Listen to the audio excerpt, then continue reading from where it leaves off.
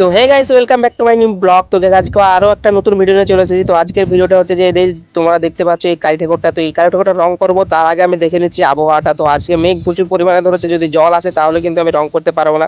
সেই জন্য প্রথম সবার আগে আবহাওয়াটা দেখে নিলাম। তো আবহাওয়া সেরকম জল হবে বলে বিশ্বাস হচ্ছে না। তো এদিকে কলা আপেল দেখতে পাচ্ছ, এই দুটোকেও রং করতে হবে আমাকে নিজেকে, কারণ এগুলো কর্মশিক্ষার জন্য বাচ্চা ছেলেদের আমাদেরকে করতে দিয়ে গেছে এই দুটো। তো এগুলা এই সবে মাত্র 1 ফুট করে হয়েছে। তো গাইস তোমাদেরকে আরো একটা কথা বলে রেখে, তো এখানে সিমেন্টেরও কাজ হয়ে দেখতে পাচ্ছ, এই সিমেন্টের রাধাকৃষ্ণ আর এটা হচ্ছে হনুমান, এই সবে জমানো হয়েছে বলে এরকম লাগছে, কিন্তু পুরো ফিনিশিং কমপ্লিটের পরে দেখলে ভাই বিশ্বাস করতে পারবেন যে এরকম কিভাবে হয়ে গেল। তো গাইস আমি ফাইনালি তোমাদের একটা কথা বলতে চাই, তো ঠাকুরের রং প্রায় আধা কমপ্লিট করে ফেলেছি, কিন্তু আমি তোমাদের রং করার সময় দেখাতে পারিনি একটাই কারণ, আমার ফোন ধরে দেওয়ার মতন কেউ নেই, ক্যামেরা ধরে দেওয়ার মতন কেউ নেই। তাই আমি রঙের শেষে কমপ্লিটের পর মানে যতটাই হলো আধা বা একটু, তো তারপরে আমি ভিডিও বানাই। তো গাইজ ফাইনালি পুরো কমপ্লিট করার পরে তোমাদেরকে দেখাচ্ছি, দেখো পুরো ভোলে বাবার থেকে মা কালী পর্যন্ত পুরো কমপ্লিট ফিনিশিং অল কমপ্লিটের পরে তোমাদেরকে আমি দেখাচ্ছি।